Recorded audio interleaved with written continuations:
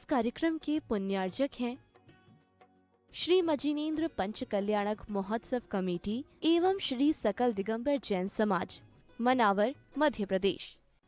जय जिनेन्द्र दर्शकों, मैं हूं दिव्या और आप सभी का हार्दिक स्वागत है आपके अपने जिनवाणी चैनल के विशेष प्रसारण श्री 1008 मजिनेन्द्र पंच कल्याणक प्रतिष्ठा महामहोत्सव गजरत एवं विश्व शांति महायज्ञ में मध्य प्रदेश के जिला धार स्थित मनावर में परम पूज्य आचार्य श्री विद्यासागर जी महाराज के आशीर्वाद से परम पूज्य मुनिश्री प्रयोग सागर जी महाराज, परम पूज्य मुनिश्री प्रबोध सागर जी महाराज एवं परम पूज्य आर्यश्री पूर्णमती माता जी सत्संग के सानिध्य में 31 जनवरी से 5 फरवरी तक आयोजित पंचोत्सव के अंतर्गत आज भगवान के तप कल्याणक की मांगलिक क्रियाएं की जा रही हैं।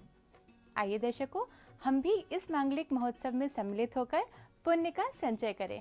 के चरण पड़े जहाँ धरती चंदन मन जाती, प्रजा शांति का अनुभव करती, वैर भावना मिट जाती। अपने इस नश्वर जीवन में शाश्वत सुख रस घोलेंगे, जब तक घट में श्वास रहेगी गुरुवर की जय बोलेंगे। जब तक घट में श्वास रहेगी गुरुवर की जय बोलेंगे, हम गुरुवर की जय बोलेंगे। आदि तीर्थंकर श्री आदिनाथ भगवान की, श्री मूल नायक अजितनाथ भगवान की, चैतन्य चमत्कारी श्री पार्श्वनाथ भगवान की, श्री मूल नायक वर्धमान भगवान की, पंच कल्याणक महामहोत्सव की, संत शिरोमणि आचार्य गुरुदेव श्री विद्यासागर जी महाराज की।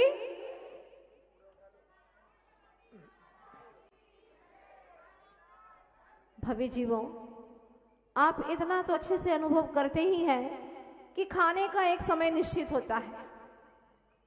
भैया जी बार बार आप लोगों को समझा रहे हैं। वैसे इनके वचनों का बहुत प्रभाव है। बुंदेलखंड में लोगों को एक बार बोल दें चलते हुए तो वहीं थम जाते हैं। जो बोलते हैं मन से बोलते हैं और आप सभी के उद्धार के लिए बोलते हैं। तो भैया जी अभी आपको प्रातःकाल से ये बता रहे थे कि खाने का एक समय निश्चित होता है। भोजन के समय पर भजन नहीं और भजन के समय पर भोजन नहीं।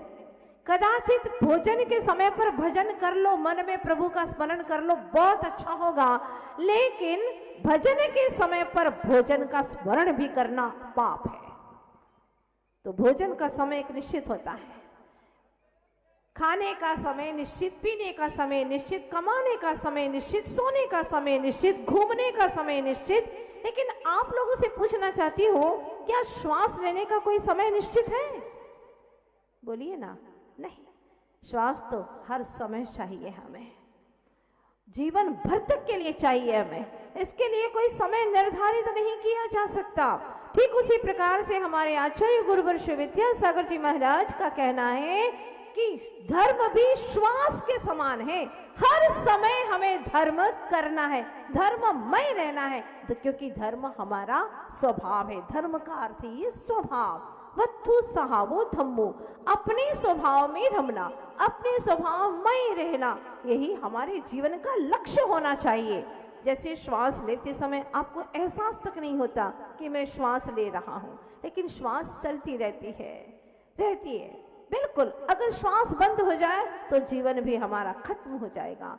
ठीक उसी प्रकार से वास्तव में अगर हमें मुक्ति का मार्ग प्राप्त करना है, मुक्ति की मंजिलें हासिल करना है, अनंत और अव्याबाद सुख को प्राप्त करना है, तो हर समय धर्ममय रहना होगा। आप कहोगे कैसे? चलिएगा, ले चलते हैं मुनिश्री बियावान जंगल में एक घने वृक्ष के नीचे विराजमान। लग रहा है कि वह पद्मासन से बैठे हुए हैं, कैसे आनंद से बैठे हुए हैं, लेकिन वास्तव में वो तो अपने स्वभाव में बैठे हैं, अपने स्वभाव में निमग्न हैं, ध्यान लीन है। इतने में राजा सारे अपने लश्कर को लेकर के वहां से गुजरता है। राजा ने देखा, वाह क्या आनंद मग्न है, चेहरे पर क्या रौनक, क्या तेज है, कितना ओजस्वी चेहरा है इनका। बात क्या है, शरीर पर तो कपड़े का एक धागा तक नहीं, नग्नता, आसपास में कोई कुछ नहीं, घर भी नहीं, लेकिन क्या चेहरे पर सुंदरता, क्या चेहरे पर शांति और आनंद टपक रहा है। तब राजा ने उनके करीब में जाकर के पूछा, आप कौन हैं और यहाँ अकेले क्यों रहते हैं, क्या मिलता है आपको यहाँ पर रहने से? महाराज ने एक मुस्कान दी। वो मुस्कान क्या दी? जैसे कि सारा वन, सारा जंगल खिल खिल गया हो, हर कली जो बंद थी, मुकुली थी, चटक चटक करके खुल गई हो एक मुस्कान से। हाँ, ऐसा ही होता है। कभी आपने अनुभव किया, जब आचार्य गुरुवर श्री विद्यासागर जी महाराज के समीप जाते हैं, हजारों हजारों किलोमीटर से लोग जाते हैं और उनका दर्शन करते हैं। दर्शन कर करके अगर आचार्य भगवान की एक मुस्कान के साथ में आशीर्वाद मिल जाए तो लोग सोचते हैं हमारी यात्रा सफल हो गई है। और अगर गुरुदेव का 2 वचन मिल जाए, उनके मुखारविंद से 2 वचन मिल जाए, तो फिर कहना ही क्या है। वो सोचता है कि मेरा तो सारा जीवन ही सफल हो गया। और अगर गुरुदेव के आशीर्वाद से आपके जीवन में कोई नियम मिल जाए, त्यागी बन जाए, तो उसका आनंद तो हमारे मन से पूछो कि कितना अद्भुत आनंद हर पल महसूस करते हैं। क्योंकि सच में जो संसार का अंत करने वाले हैं, ऐसे संत, उनका चरण सानिध्य पल भर का भी हमें मिल जाए तो हमारी जिंदगी में आनंद से हम तरबतर हो जाते हैं। ठीक ऐसा ही हुआ। राजा ने पूछा कि आप हैं कौन और ऐसे जंगलों में क्यों रहते हैं? चेहरे से तो लगता है कि आप किसी विशेष सम्भ्रांत परिवार के हैं, कोई राजघराने के हैं। सही पहचाना आपने। तो फिर आप यहाँ क्यों हैं, यहाँ क्यों रहते हैं, आप हैं कौन? मैं महाराज हूं। महाराज, महाराजा? हाँ, तुम तो राजा हो, पर मैं तो महाराज हूं। आप कैसे महाराज हैं? आपके पास में कोई सेना तो दिखती नहीं है, बिल्कुल निहत्थे और अकेले जंगल में बैठे हैं जहाँ साए साए की आवाजें आती है। आप कैसे महाराज हैं? आपके पास में तो सेना भी नहीं है और पास में कोई सेवक तक नहीं, कोई सेवक जो आपके हाथ पैर दबाए, आपकी चाकरी करे, वो भी तो नहीं है आपके पास में। और तीसरी बात, आपके पास में कोई संपत्ति भी नहीं, कोई संपदा नहीं है। आप कैसे महाराज हैं? महाराज ने कहा, मैंने कहा ना, मैं कभी असत्य नहीं कहता। तुम तो राजा हो, मैं तो महाराज हूं, महाराज। पर आपके पास में तीनों चीजें नहीं, सेना नहीं, सेवक नहीं, संपत्ति नहीं, आप कैसे महाराज हैं? सुनो, अगर सुनना चाहते हो तो मैं सुनाता हूं कि मैं महाराज क्यों हूं और तुम सिर्फ राजा क्यों हो। इसका कारण बताता हूं। राजा अपने पूरे लश्कर के साथ में वहीं पर बैठ जाता है और महाराज कहते हैं, देखो तुम्हारे पास में सेना है, क्यों? और मेरे पास में तो सेना ही नहीं है। इसकी सीधी सी इतनी सी बात है कि तुम्हारे शत्रु हैं, इसलिए तुम सेना रखते हो। मेरे पास में तो कोई शत्रु है ही नहीं, इसलिए मुझे सेना की कोई आवश्यकता ही नहीं है। समझ गए? राजा ने सोचा ये बात तो बिल्कुल सच है, क्योंकि मेरे शत्रु हैं तो मुझे सेना रखनी पड़ती है। न रहे बांस न बजे बांसुरी। जब शत्रु ही नहीं तो सेना की जरूरत ही क्या है? दूसरी बात, तुम बहुत आलसी हो, तुम प्रमादी हो, तुम अपना काम खुद नहीं करते, इसीलिए तुम्हें सेवक की जरूरत पड़ती है। मैं अपना सारा काम अपने हाथों से करता हूँ। कमंडल को उठाना, ग्रंथ को उठाना, सारा काम मैं अपने हाथों से करता हूँ। मैं निष्प्रमादी हूँ, निरालसी हूँ, क्योंकि मुझे बहुत दूर जाना है। आलस करूंगा तो मैं अपने मंजिल तक पहुंच नहीं पाऊंगा। मेरी मंजिल तो मुक्ति धाम है, सिद्धालय है, वहां तक मुझे जाना है और वहां के सिद्धों का बुलावा आया है, इसलिए मैं जाना चाहता हूँ। मेरी मंजिल बहुत दूर है। आप लोग भी गाते हैं ना, चले आना प्रभु जी चले आना।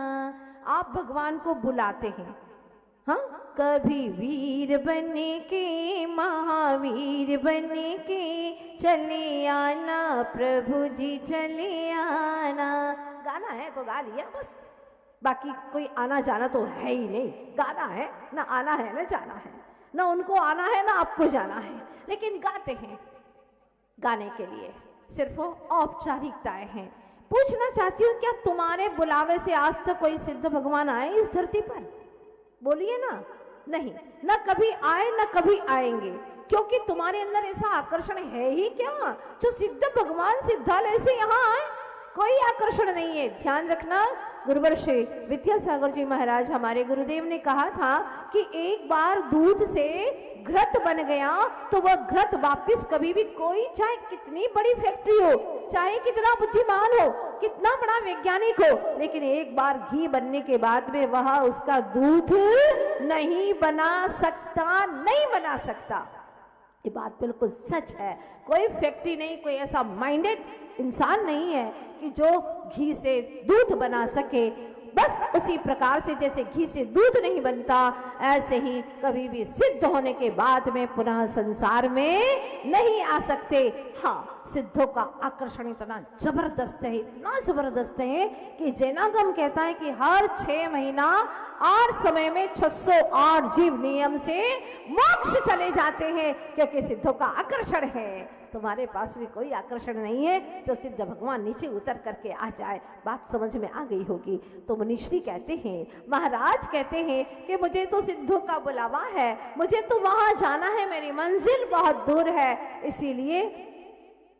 इसीलिए मैं अपने काम में आलस नहीं करता, मैं प्रमादी नहीं हूं, इसलिए मैं अपने पास में सेवक नहीं रखता। आपको बात समझ में आ गई ना? जितने नौकर रखोगे उतने प्रमादी और आलसी कहलाओगे।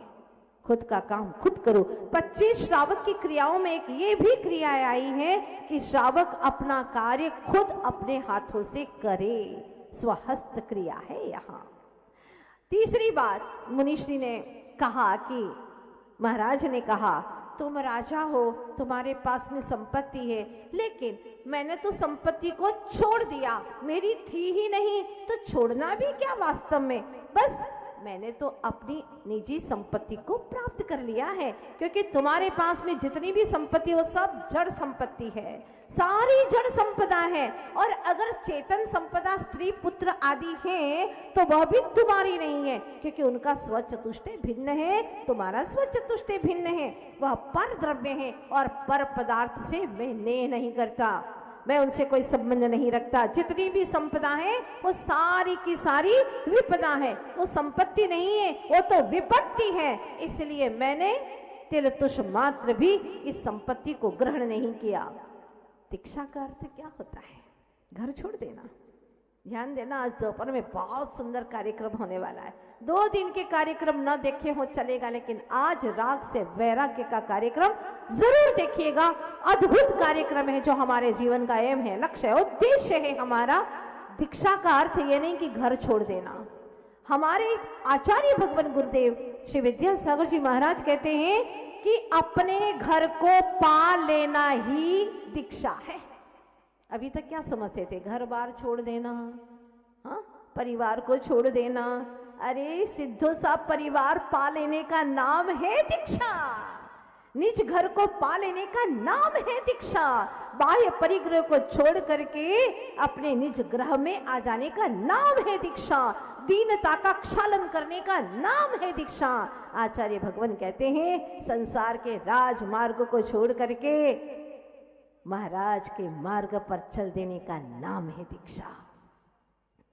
आज तक निज घर में नहीं आए, मिट्टी ईंट चूने के पत्थरों के मकानों में बहुत रह लिए, लेकिन कब निज घर में आओगे? हम तो कब हो न निज घर आए, पर घर फिरत बहुत दिन बीते, पर घर फिरत बहुत दिन बीते, नाम अनेक धराए, हम तो कब हो न निज घर आए। क्या बात कही है। 5 दिन पंचकल्याणक में आए, घर की याद आती और ऐसे दौड़ते भागते हैं जैसे कभी घरों में घुसे ही नहीं हो। अनंत काल से ऐसे घरों में हम घूमते रहे हैं, रहते रहे हैं, और इसी घर से एक दिन बांध बंधा करके वही अपने लोग उस घर से निकाल देते हैं। क्या संसार की नग्न रीत है, समझो इसे। ये घर अपना होता तो इस घर से क्यों निकालते? आप लोग वहां थोड़े से दिन रह करके क्यों छोड़ करके चले जाते? एक कण भी ऐसा नहीं इस लोकाकाश के असंख्यात प्रदेशों में जहां इस जीव ने अनंतों अनंतों बार बसेरा न किया हो, अनंतों बार भटक करके आ गया। इसलिए समझे राजन, मैं अपने असली ग्रह को प्राप्त कर चुका हूं, असली चैतन्य धन को प्राप्त कर लिया है मैंने। अब मुझे जड़ संपत्ति की कोई जरूरत ही नहीं है। तुम्हारी संपदा का क्या है? लक्ष्मी आवे या जावे कोई भरोसा नहीं है। मैंने तो अपने जीवन का असली पता पा लिया है।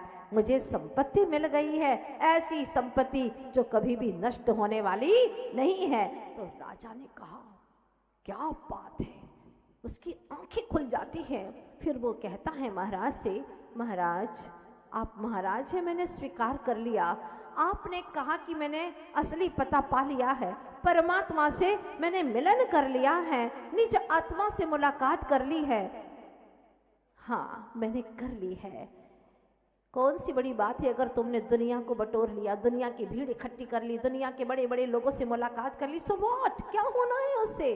चाहे कितने ही लोगों से मिल लो, निज से मुलाकात नहीं की तो कुछ नहीं किया। जिसने स्वयं से मुलाकात कर ली उसने दुनिया में बड़ी बात कर ली। जिसने स्वयं से मुलाकात कर ली है उसने दुनिया में सबसे बड़ा कार्य कर लिया है। वो संसार से मुक्त हो जाएगा। तो महाराज आप भी मुझे परमात्मा का पता बता दो ना, मैं भी उनसे मिलना चाहता हूँ। ठीक है, आप मुझे मिला दोगे? हाँ हाँ मैं मिला दूंगा, लेकिन राजन तुम अपना पता बता दो ताकि मैं परमात्मा से तुम्हें मिला सकूं। राजा ने झट से अपना पता लिख दिया, फलाने नगर का मैं राजा, मेरा नाम ये, मेरी इतनी पत्नियां, और भी लिख लो तुम्हारे पास में जो भी है, ताकि तुम्हारा सही पता हो जाए। और राजा ने पूरा लिख दिया, अपना जितना लश्कर था सब लिख दिया और महाराज के पास में रख दिया। लीजिए महाराज, अब तो आप मिला दोगे ना परमात्मा से। देखो बात ऐसी है, परमात्मा के पास में काफी लंबी लाइन लगी है। तुम्हारी लिस्ट में भेज दूंगा, लेकिन टाइम लग सकता है, हो सकता है कई वर्ष भी लग जाए। एकदम मिलन नहीं होता परमात्मा से, वहां तो लाइन लगी हुई है। हाँ तो फिर एक बात पूछना चाहता हूं कि कई वर्षों के बाद में अगर आप वहां नहीं रहे तो, आपका वो घर, वो हवेली ना रही तो? हाँ ये बात तो आप सच कह रहे हैं। ये पुत्र और आपकी इतनी सारी रानियां कदाचित ना रही तो आपका पता तो गलत हो जाएगा ना, सही पता लिखो ना। तब राजा ने फिर थोड़ी सी लिस्ट काट करके उसमें से फिर लिख दिया कि मेरा जो पुश्तैनी पिता की हवेली, मकान था, घर था, वो वाला पता दे देता हूँ। लेकिन उसका क्या है, वो तो और पुराना हो गया है। सब कुछ तो मिटने वाला है, 1000 वर्ष के बाद में क्या है, सब कुछ मिलेगा। परमात्मा के पास में जल्दी से नंबर लग जाए ऐसा मैं कुछ वादा नहीं कर सकता। राजा सोच में पड़ गया, सब कुछ सोचता रहा और अंत तो गत्वा उसकी आंखें खुल जाती है कि सच में ये मेरा कोई असली पता नहीं है। जितने भी मैंने पते लिखे सब कुछ बदल जाएंगे, गांव गली बदलेगी, सब नाम बदल जाएगा, नाम बदल जाएगा, सब काम बदल जाएगा, सब कुछ बदलने वाला है। तो शाश्वत ध्रुव कौन है? मैं गायक, चैतन्य स्वरूप आत्मा, ज्ञान दर्शन स्वभावी आत्मा, अनंत गुणों का पुंज आत्मा, ज्योतिर्पुंज आत्मा, मैं ही शाश्वत हूं। बाकी सारी पर्यायें बदलने वाली है। ये जितनी मॉडिफिकेशन है सब चेंजेबल है, बस जो सब्सटेंस है, जो द्रव्य है, वह शाश्वत रहने वाला है। वो मैं हूँ ज्ञायक तत्व। आंखें खुल जाती हैं और वहीं पर महाराज के चरणों में झुक जाते हैं, माथा टेक देते हैं, चरणों में नतमस्तक हो जाते हैं। महाराज ने कहा, क्या बात हो गई प्रभु, आज आप करुणा निधान के एक नज़र पड़ते ही मेरी भी आंखें अंदर की खुल गई हैं। बाहर की आंखें तो कब से खुली हुई थी, लेकिन क्या होना था, आज मेरी भीतर की आंखें खुल गई हैं। कहते हैं ना, चर्म चक्षु खुलते हैं तो जहान नजर आता है, और ज्ञान चक्षु खुलते हैं तो अंतर का भगवान नजर आता है, अंतर का भगवान नजर आता है। मैंने अपने भगवान को जान लिया है, पहचान लिया है। अब मुझे भी ऐसी ही जैनेश्वरी दीक्षा प्रदान कीजिए। ये सारे लश्कर का क्या होगा? महाराज पूछते हैं, सारे सैनिक आकर के खड़े हो जाते हैं, राजन हमारा क्या होगा?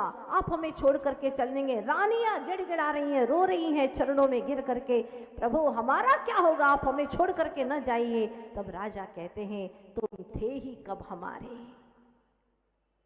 कुछ लेना न देना, मगन रहना निज आत्म की मुझको, लगन रखना निज आत्म में मुझको, मगन रहना। मुझे क्या जरूरत है? ये सब कुछ मैंने अपना मान रखा था, ये कुछ भी मेरा नहीं है। मैं तो अकेला हूँ, अकेला ही था और अकेला ही रहने वाला हूँ। मुझे अपने स्वरूप का बोध हो चुका है। और राजन वहां से पंचमुष्टि केशलोच कर लेते हैं और महाराज के समकक्ष हो जाते हैं। धन्य है ये हमारा जिन शासन है। एक जिन शासन ही ऐसा है जो हर आत्मा को परमात्मा बनने की वह शक्ति है उसको उद्घाटित करता है और हर आत्मा को परमात्मा स्वरूप प्रदान करने के लिए मार्ग दिखाता है। हमारे गुरुवर श्री विद्यासागर जी महाराज कहते हैं कि मैं नहीं चाहता कि तुम सब नीचे बैठे रहो, मैं चाहता हूं, मैं नहीं चाहता कि तुम पैर लटका करके यूं बैठे रहो। मैं चाहता हूं कि जब मैं सिद्धालय में जाऊं, सिद्ध प्रभु बनो, तो तुम भी सभी सिद्धालय में शाश्वत काल तक के लिए स्थिर हो जाओ। फिर तुम्हें ऐसे पैर नहीं लटकाना पड़ेगा, लोक के अग्रभाग पर तुम विराजमान हो जाओगे। वो तुम्हारी दशा बनाना चाहता हूं। धन्य है ऐसे परम उपकारी गुरुवर, किस तरह से अपने मार्ग पर अनवरत चल रहे। चाहे लोग कोई कहे, कुछ भी करे, लेकिन उनके भीतर में ऐसा समता का झरना निरंतर बहता है। वो जानते हैं चाहे मेरा कोई विरोध करे, चाहे मेरी कोई प्रशंसा करे, वो किसी से प्रभावित नहीं होते। ये गुरुदेव की सबसे बड़ी विशेषता है। चाहे उनकी कोई आरती उतारे अथवा कोई उनके सामने, जैसे कि मूरत सिंह जैसे डाकू नैनागिर में तलवार लेकर के आ गए थे, लेकिन गुरुदेव की आत्म साधना के आगे जैसे ही देखा उस मूरत सिंह डाकू ने, उसकी तलवार नीचे गिर जाती है और सारे साथियों को उसी वक्त आदेश देता है, ये तो जंगल के, ये कोई इंसान नहीं है, ये तो भगवान स्वरूप में आए हैं हमारे यहाँ पर और ये हमारा उद्धार करने के लिए आए हैं। सारे साथियों को रोक देता है, उनके तलवारें नीचे गिर जाती हैं और सब अष्टांग होकर के लौट जाते हैं, गुरु को बार बार प्रणाम करते हैं। और 4 महीना चतुर्मास के बाद में वो सारे के सारे डाकू आत्मसमर्पण कर देते हैं। जो इतना बड़ा नामी डाकू था जिसके नाम से लोग थर थर कांपते थे, वहां कोई प्रवेश नहीं करता था, दिन दहाड़े मर्डर हो जाते थे। ऐसे खतरनाक डाकू ने भी गुरुदेव श्री विद्यासागर जी महाराज के दिव्य छवि को, वितराग छवि का दर्शन कर करके जीवन भर तक के लिए परित्याग कर दिया और कहा, आज से मैं कभी भी ऐसे गलत कार्य नहीं करूंगा। सारे साथियों के साथ में उन्होंने दृढ़ संकल्प कर लिया। मतलब साधु के चरणों में जाकर के डाकू भी साधु के समान हो जाता है। तो फिर आप लोगों को देर क्यों लग रही है? अब देर न लगाओ, जीवन की शाम ढल रही है। इसीलिए बार बार ये पंच कल्याण की एक एक पवित्र घटनाएं आपको समझा रही है, आपको संकेत दे रही हैं कि तुम भी आगे बढ़ो। सिद्धालय तुम्हारा घर तुम्हें पुकार रहा है। कब तक भटकते रहोगे? अनंत काल से 4 ही काम किए, क ख ग घ पढ़ा और उसी में ही भटकते रहे। क कमाया, ख खाया, ग गमाया और घ संसार में घूमता रहा, इसके सिवा कुछ नहीं किया। अब आगे बढ़ने का प्रयास करो। दोपहर में बहुत सुंदर और रति से विरति की ओर, राग से वैराग्य की ओर किस तरह से प्रभु आदिश्वर बढ़ने वाले हैं। आज के एक एक दृश्य आपको छोड़ना नहीं है। भैया जी ने अभी आपको बताया ही है, लोकांतिक देव, 12 भावनाएं, नीलांजना का नृत्य और पाणी ग्रहण संस्कार जिनका हो चुका था, ऐसे आदिश्वर अब राग से विराग की ओर कैसे बढ़ते हैं, वो सुंदर सुंदर दृश्य आज आपको यहाँ पर देखने को मिलेंगे। देखना न भूले, राग के दृश्य तो बहुत दिखे हैं, लेकिन अब वैराग का दृश्य देखेंगे, असली पता पाएंगे और ये राजपाट को छोड़ करके महाराज होने के लिए उस मार्ग की ओर अग्रसर होंगे। सभी भावना के साथ में यहाँ पर आएंगे और ज़रूर अपने जीवन को सफल बनाएंगे। जो भैया जी आप लोगों को निर्देशन दे रहे हैं वैसा करते चले जाएं, क्योंकि उनको कुछ लेना देना नहीं है। वो चाहते हैं आप लोगों के जीवन में भी एक साहस बने, एक संतुलन बने। अगर आप चाहेंगे कि हम नीचे बैठ सकते तो बिल्कुल बैठ सकते हैं। आप चाहें कि हम सिद्धालय में, यहाँ नीचे नहीं बैठोगे तो सिद्धालय में अनंत काल तक कैसे बैठोगे, सोचो। इसीलिए अभी से अपने उपादान को जागृत करो और आगे बढ़ो। शेष चर्चाएं दोपहर में होने वाली है। बोलिए भगवान के दीक्षा कल्याणक महामहोत्सव आत्म प्रभु की नित्यता का चिंतन करो। महाराज श्री के चरणों में नमोस्तु, आरिका माता जी के चरणों में वंदानी, भैया जी और दीदियों के चरणों में वंदना और सभी को सादर जय जिनेंद्र।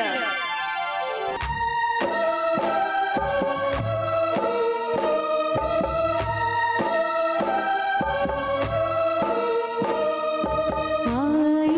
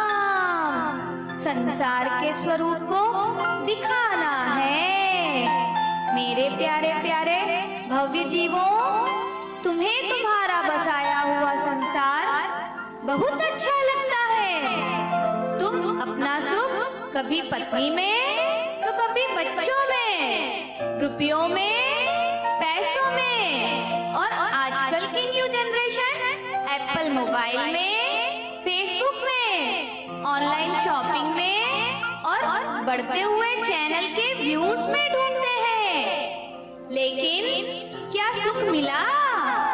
खोजो खोजो, अपनी अपनी पॉकेट में ढूंढो, मिला क्या? नहीं ना। इसीलिए माता जी ने लिख दिया, तेरा सुख तुझ में ही रहा, ऐसा श्री जिनवर ने कहा। निज में आ ओ मेरी चेतना, निज में आ ओ मेरी चेतना। तुम संसार में सुख खोजने लगे हो। अरे क्या रेत मथने से तेल निकलता है? पानी मथने से घी निकलता है? नहीं ना। तो संसार में भी सुख नहीं ना। इसीलिए अपने भीतर जाओ और संसार भावना भाओ। महाराज श्री के चरणों में नमोस्तु, आरिका माता जी के चरणों में वंदानी, भैया जी और दीदियों के चरणों में वंदना और सभी को सादर जय जिनेंद्र।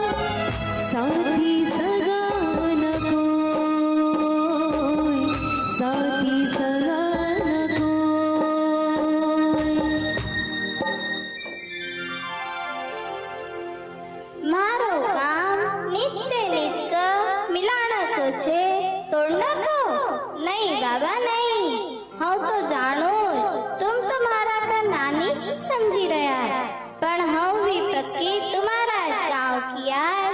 हम आज सच्ची सच्ची बात कही न जाऊंगा कि तुम्हारी अकड़ी कर रहने वाली लाड़ी, तुम्हारा घर धनी, छोरा छोरी, काका काकी, ये सब चेतन और गहना आभूषण, गाड़ी, मकान, हवेली, ये सब अचेतन पदार्थ कहीं भी तुम्हारा नहीं है। तुम तो एक अखंड गायक आत्मा छे। गुरुदेव विद्यासागर महाराज भी कहे कि तुम तो भावी परमात्मा छे। मारी बात मानो न आँख न बंद करीने एक आत्मा को चिंतन करो, न मोक्ष महल में गमन करो। गुरुदेव का चरण में नमोस्तु। आरिका रत्न पूर्णमती माता जी का वंदामी, न भैया जी का वंदना, न तुम सब न कर जय जिनेंद्र।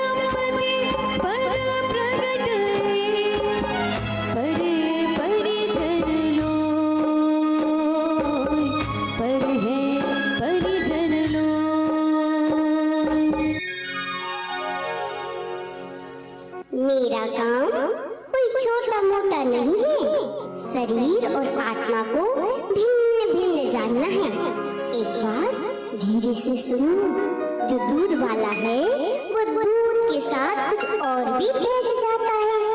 पानी है वह पानी जो तुम्हें दिखाई नहीं देता, वह पानी दूध में रहकर भी दूध से अलग है।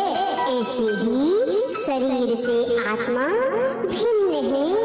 अब मैं चलती हूँ, मेरी छोटी बहन को भी तो आना है, लेकिन मेरी बात को भूल मत जाना। अंत समय तक भेद विज्ञान करते हुए महाराज जी व माता जी के श्री चरणों में शरीर से आत्मा की भिन्न अनुभूति करिए और सम्यक समाधि मरण करिए। वे महाराज श्री के चरणों में नमोस्तु। पूज्य आर्य रत्न श्री पूर्णमती माता जी के चरणों में बंदामी और सभी को जय।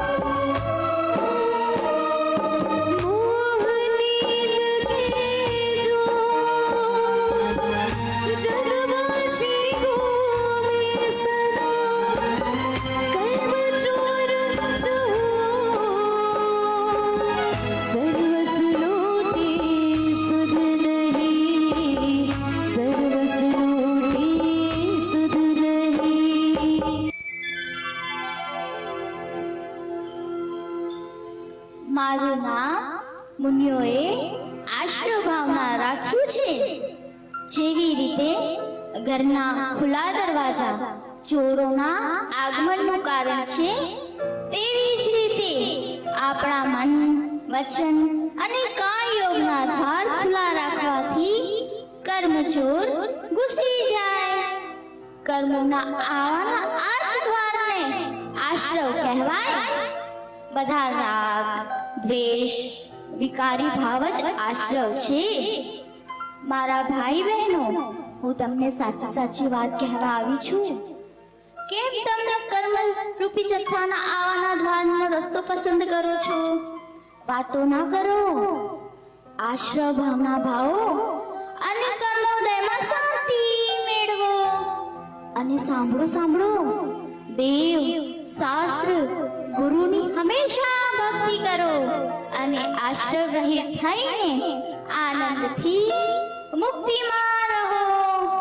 મહારાજજીના ચરણોમાં મારા નમોસ્તુ નમોસ્તુ નમોસ્તુ. માતાજીના ચરણોમાં वंदामी वंदामी वंदामी. भैया और दीदियों को हमारा वंदना અને તમને બધાને મારા જય જિનેન્દ્ર.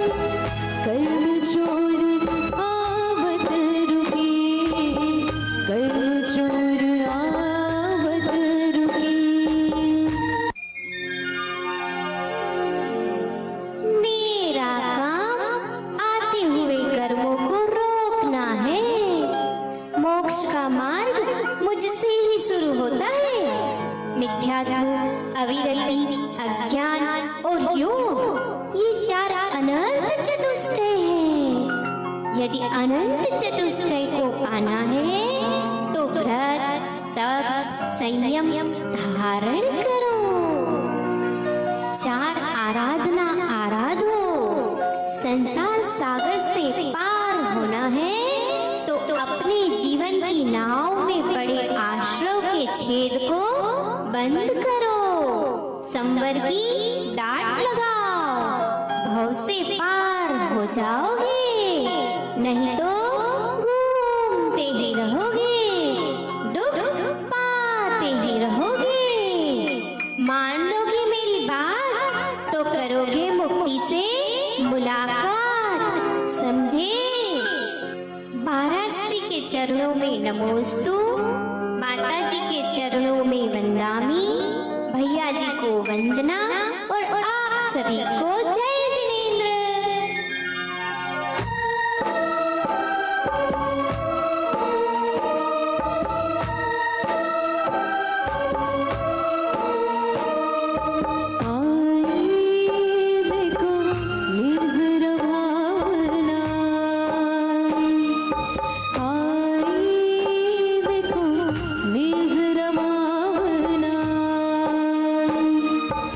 भाई प्रभु ने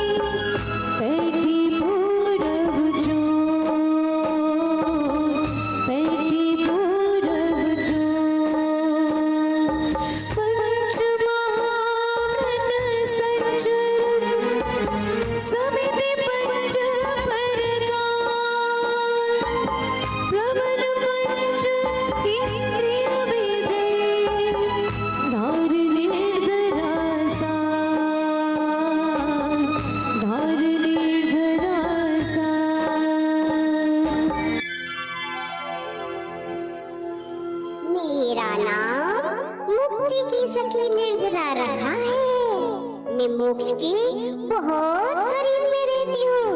अपनी आत्मा रूपी घर में कर्म के कचरे को धीरे धीरे अलग करने का काम करती हूँ। मेरी पड़ोसन भी है, उसका नाम शैपाक निर्जरा है। वो कर्मों का फल देकर बहुत तड़पाती है, इसीलिए ज्ञानी ने मुझे पाप निर्जरा को अपनाया है। मेरे द्वारा यानी तप ध्यान से ही तो सिद्धालय को पाया है। आप भी जन्म जरा मिटाना चाहते हो तो निर्जरा भावना का आसरा लो। अगर मेरा कहना मानोगे कर्मों की जेल से छूट जाओगे, नहीं तो घूमते ही रहोगे संसार में, भटकते ही रहोगे। महाराज श्री के चरणों में नमोस्तु। श्रवण संस्कृति की अद्भुत ज्योति आर्य श्री पूर्णमती माता जी के चरणों में वंदनामि। सभी बहनों को, भैया लोगों को वंदना और सभी को जय जय।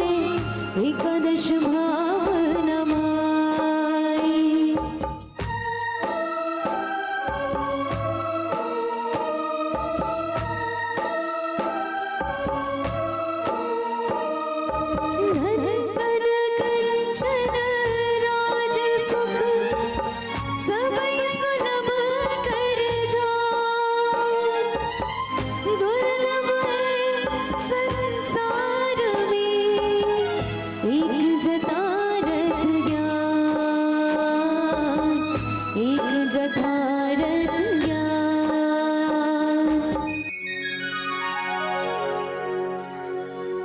ज्ञानी जन बड़े सम्मान से कहते हैं मुझे बुद्धि दुर्लभ भावना।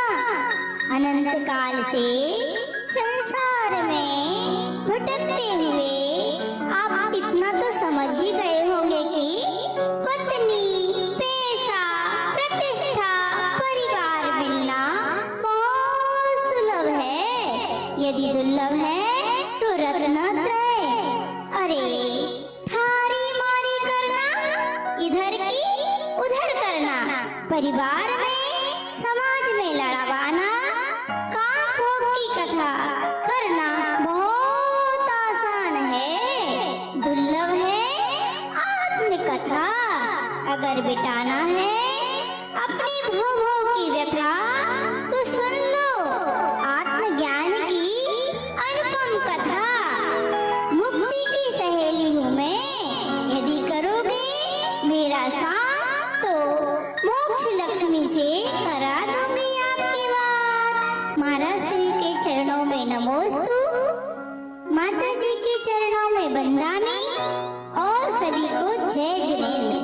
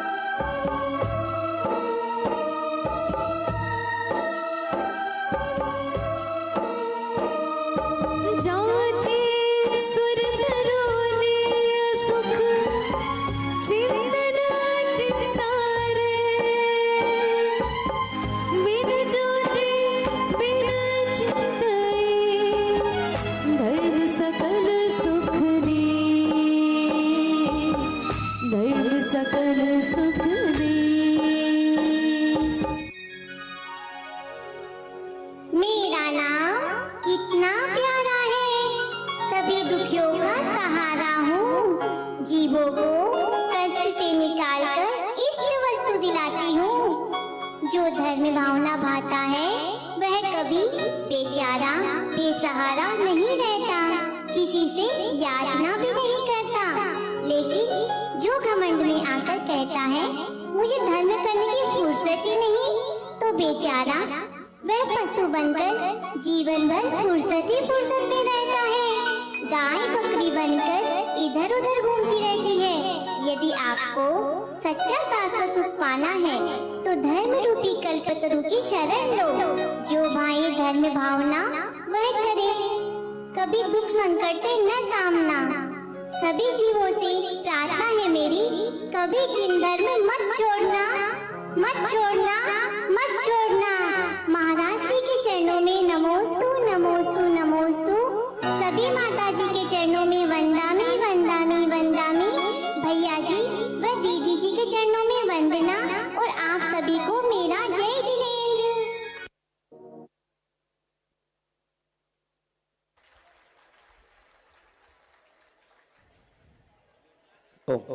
इस तरह